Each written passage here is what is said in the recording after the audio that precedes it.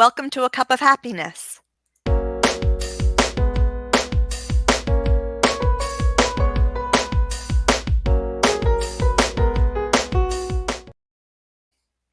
Hey everyone, Cindy Bettino, transformational healing life coach, energy worker, and happiness expert.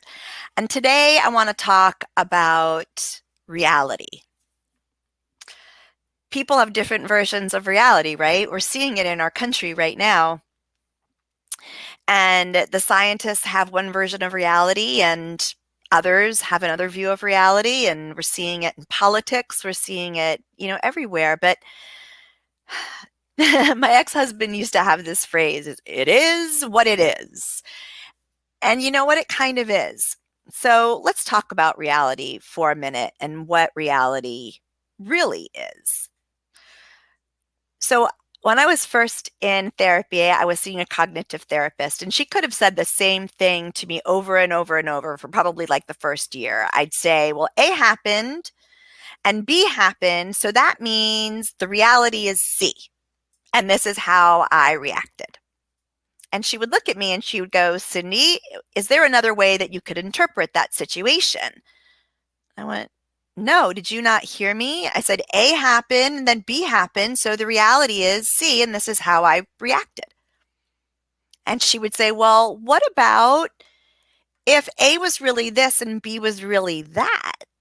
Wouldn't that change C and the reality and how you reacted? And it took me a little while to get it, but I finally got it. And what I got, right, my understanding was that how we interpret, how we perceive situations, words, phrases, actions, body language, facial expressions is all based on our previous reality, the things that have happened to us in the past. And so when we're having a conversation with someone and we're watching their facial expressions, their body language, we're listening to their words, it all comes through this, well, energetically comes through your field, but mentally it's coming through a filter, right? That is based on your bubble. And that is why people's perceptions of what you said can be very different from what you meant by what you said, right? It's kind of like playing telephone because we make assumptions and judgments based on our previous reality. So once I figured out that my reality might not be the real reality, so my perception might not be accurate in what really happened, then I really began to use therapy and coaching for that purpose. And because I would say, okay, so this is what happened in my marriage, or this is what happened at work, or this is what happened with a friend. And so was I off base? Was I right? How do I interpret this situation? So that I could see it differently from different perspectives, so that I could have more empathy, so that I could have more compassion, so that I was making informed responses to things that happen. Yeah. And I've had many clients to me come in the past and they say, well, I'm really smart. I'm like, well, you are really smart. And they'll say, well, and this is what happened. And this is the truth. I'm like, well, are you sure it's the truth?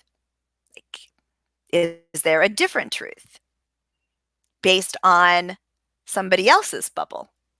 And they would look at me, some clients would look at me and go, no, it's absolutely, I am smart and I'm smarter than this person and I am smarter than that person. And this is the truth. Their truth was the truth. And we all know people like that. Their truth is the truth. It's either my way or the highway, right? But I think one of the highest forms of intelligence is being able to be curious about your assumptions, about your judgments, about your perceptions, about your reality. Is what you perceived really what they were intending? Is your reality correct? Or is it not? Or is it tainted? Is it jaded by everything that you've experienced, positive, negative, in the past? And one thing I know for sure, is the people who have gotten into the most trouble mentally and emotionally, like they really get, I'm sorry, but mind fucked, right? Confused, overwhelmed,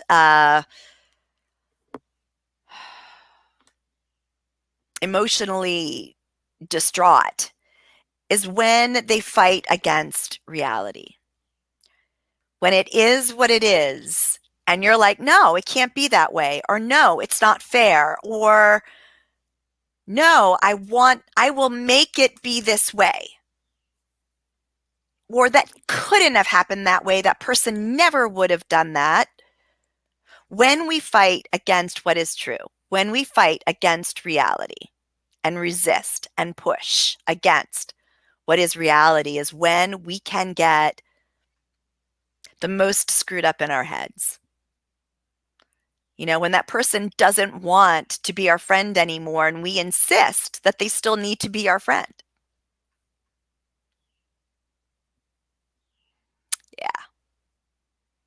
It can make us really kooky in the head. So, reality, it's a bit confusing, right? Are you playing telephone? Are you 100% sure that your perception of what someone was trying to say is the true reality? Are you sure your truth is the truth?